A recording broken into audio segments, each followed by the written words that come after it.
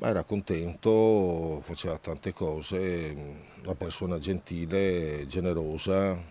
Sapete che frequentava la parrocchia di Mogliano, dava una mano al parroco, faceva anche un po' di teatro, insomma, una persona viva. Ricorda così l'ex sindaco di Silea e editore l'amico Michelangelo Gianola, 61 anni, vittima del tragico incidente avvenuto ieri sera poco prima delle 19 in via Bonisiolo, a Zerman di Mogliano Veneto, a pochi metri dalla sede della Croce Rossa.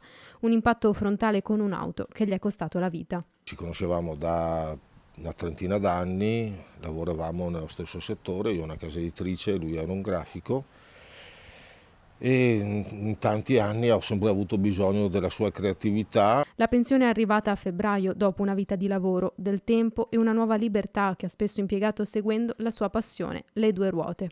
Ce l'aveva da sempre, da quando lo conosco e purtroppo questa passione è stata poi una tragica fatalità. Fiero biker, Michelangelo era solito macinare chilometri e chilometri in sella alla sua Triumph, la stessa che stava guidando al momento del violento schianto.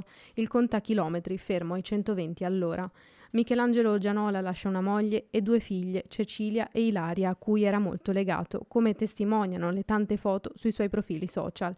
Sul luogo dell'incidente i soccorritori, accorsi tempestivamente, non hanno potuto fare altro che constatare il decesso del 61enne.